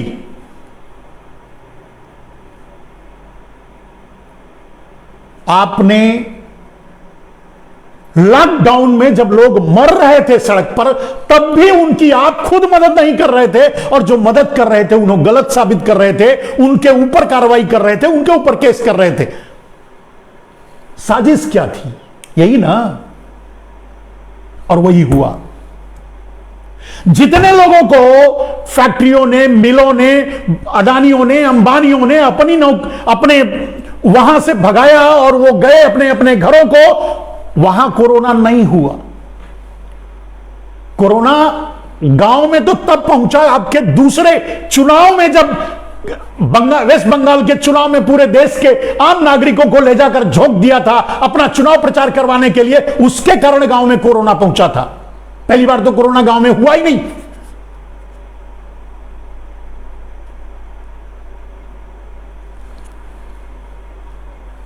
जब लोग अपने अपने घर चले गए, अब षड्यंत्र का असली पार्ट देखिए। लोग अपने अपने घर चले गए, उनको फिर से बुलाया नहीं गया, वो काम पर नहीं आए, लेकिन भारत की आपूर्ति होती रही। कहां से? सामान चाइना में बनता रहा, सामान अमेरिका में बनता रहा, वहां से आपके पूंजीपति मंगाते रहे, लेबल लगाकर बेचते रहे, मजदूरों की कोई जरूरत ही नहीं रही। हकाल दिया उन्हें, निकाल दिया उन्हें, और यही तो पूरी योजना थी। कितने लोगों को फिर से फैक्ट्रियों ने वापस लिया काम पे? अडानियों अंबानियों ने कितने आदमियों को, जिनको नौकरी से निकाला था या वहां से छोड़कर वो आ गए थे, कितने लोगों को वापस बुलाकर रखा? आप बताइए। लोगों की नौकरी चली गई तो फिर वापस क्यों नहीं आई? क्योंकि वो उनकी नौकरी लेने का ही तो ये योजना थी। आदमियों की जरूरत नहीं थी, क्योंकि मशीनें आ गई थी। जिन आदमी को 2000 आदमी काम करते हैं, उसे 4 आदमी चला, बड़ी मल्टीनेशनल मशीन को चला करके 4 आदमी काम कर लेते हैं। उन 1700, 1800, 1900 आदमियों की उन फैक्ट्री को जरूरत ही नहीं थी, इसीलिए निकालना था, इसीलिए आपने लेबर लॉ को कमजोर किया, इसीलिए आपने, षड्यंत्र था। अब आप बताइए, और षड्यंत्र का असली पहलू कि वहां आपके अडानी अंबानी के मिलों में, फैक्ट्रियों में किसी सामान की कोई कमी नहीं हुई जो वो बेचते हैं। दाम भले ही बढ़ा, लेकिन कमी नहीं हुई। बाजार ऐसे ही चलता रहा, लोगों तक सामान भी पहुंचते रहे। कौन बनाया उसको? कहां से बन के आया? और असली सवाल, अगर पूरा देश कंगाल हो गया, पूरा पूरे देश का जॉब चला गया, नौकरी चली गई, मिलों से वो फिर से उनको काम नहीं मिला, वापस नहीं गए, फिर भी आपके अडानियों अंबानियों की संपत्ति कैसे बढ़ती रही? इसका मतलब यह होता है कि वो उस फैक्ट्री, उस कंपनी पर बोझ बन चुके थे, और उसी बोझ को उतारने के लिए आपने 100% लॉकडाउन किया। अचानक लोगों को तड़पाया, लोगों को डराया, लोग सहमे, डरे, मरे, और इतना प्रताड़ित किया कि फिर से दुस्साहस नहीं कर पाते कि वो फिर से किसी शहर की ओर जाएं। और आप खुश हो, आपकी खुशी में कोई कमी नहीं, आपके कपड़ों में कोई कमी नहीं, आपकी हवाई जहाज में की खरीदी में कोई रोक नहीं, आपके सेंट्रल विस्टा के बनाने में कोई रोक नहीं, यानी आप पर भी कोई इस महामारी का असर नहीं पड़ा। तो सिर्फ आम आदमी पर क्यों पड़ा? आप पर महामारी का कोई असर नहीं पड़ा। आपके आका अडानी अंबानी जिनकी चौकीदारी आप करते हो, उनके ऊपर भी महामारी का कोई असर नहीं पड़ा। तो इसे क्या कहेंगे नरेंद्र मोदी? चलिए, अब आपने संसद में यह बात उठा करके, आप तो पहले इसे दबाते थे, कोई बोले ना, कोई कहे ना, कोई बोलेगा तो उसको जेल में डालोगे, हैं? यही करते थे। आपने इसे कैसे छेड़ दिया? यही तो वो खेल है जो लोगों को मैं बताना चाहता हूं, कि नरेंद्र मोदी को उस विवादित विषय को छेड़ने का की जरूरत थी। आपने उस महामारी का इस्तेमाल संसद में छेड़ करके, आप नहीं बोलते तो कोई बोलने वाला नहीं था, पूछने वाला भी नहीं था कि आपने क्या किया, सबको पता है आपने क्या किया, लेकिन कोई नहीं पूछता। आपने छेड़ा, आपने छेड़ा क्यों?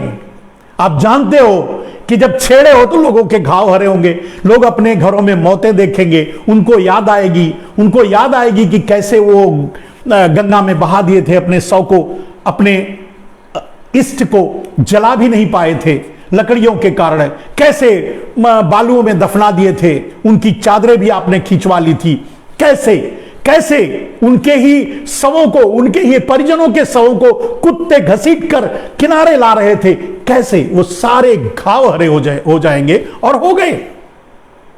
आपने ये क्यों किया नरेंद्र मोदी? ये मैं मान ही नहीं सकता कि आप ये कांग्रेस को निशाने पर लेने के लिए किया, आपने योगी को निशाने पर लेने के लिए किया।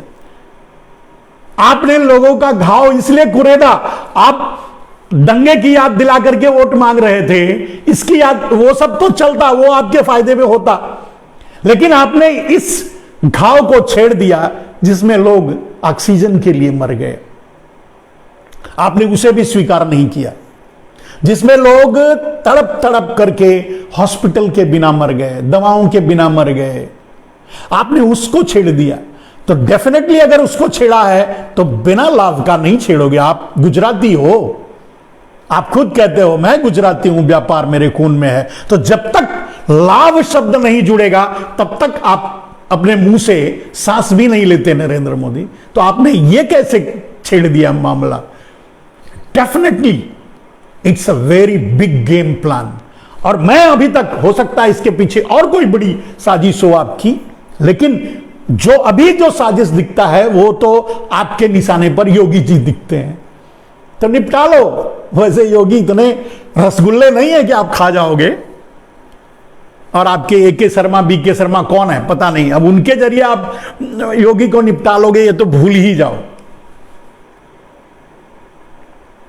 तो अगर आपने योगी को निपटाने के लिए इतना बड़ा रिस्क लिया, इतने बड़े घाव को फिर से हरा कर दिया, कुरेद के रख दिया, तो निश्चित ही आपका कोई षड्यंत्र, कोई साजिश, कोई ना कोई बात तो है नरेंद्र मोदी जी। अब वो बात धीरे धीरे समझ में आएगी, धीरे धीरे लोगों को पता चलेगा, जैसे जैसे मुझे समझ में आएगी लोगों को समझाएंगे, और जैसे जैसे लोगों को समझ में आएगा वो खुद भी समझेंगे। आज वैसे बहुत ज्यादा समय ले लिया मैंने, 1.5 घंटा हो गया। आप भी अपनी बात 1.5 घंटे में बोले थे, मैं भी आपकी ही बात को जब कह रहा हूं तो निश्चित है उतना समय तो लग ही जाएगा। चलिए, मैं अपनी बातें लोगों तक पहुंचा दिया, और बाकी अब लोग कितने समझदार हैं, लोग कितना जानते हैं,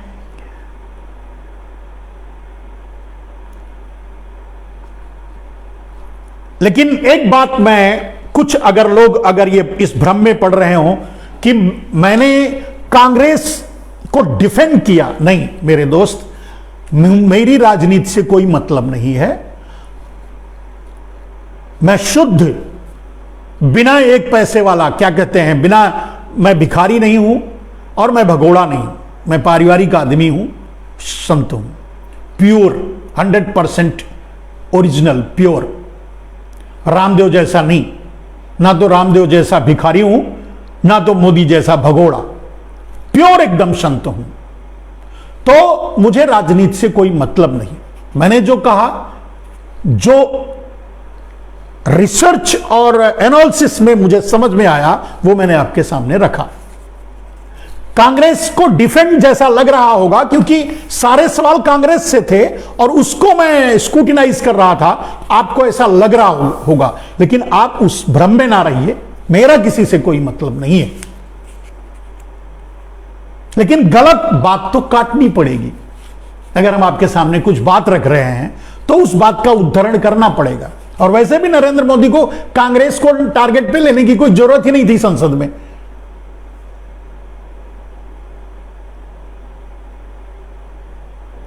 उनको तो अपने बारे में जवाब देना था। उन्होंने क्या किया कोरोना काल में, उन्होंने तो ताली बजवाई, थाली बजवाई, मजाक उड़ाया देश का, उसके बारे में तो बात ही नहीं की। तो वो अपने बारे में तो बात नहीं की, कांग्रेस के बारे में, कांग्रेस ने क्या क्या नहीं किया, कांग्रेस ने क्या क्या नहीं कहा, क्या मतलब है इन बातों का? भाई सरकार आप चला रहे हो कि सरकार कांग्रेस चला रही थी कोरोना पीरियड में? चलिए दोस्त, आज के लिए बस इतना ही। और आपको लगे कि अगर मेरी बातें सही हैं, सच हैं, लोगों को तक पहुंचानी चाहिए, लोगों को जानना जरूरी है, और कम से कम नरेंद्र मोदी के षड्यंत्र को लोग समझें, अगर समझ में आए तो आप लोगों तक पहुंचाइए। आज के लिए बस इतना ही। जय हिंद, वंदे मातरम दोस्तों।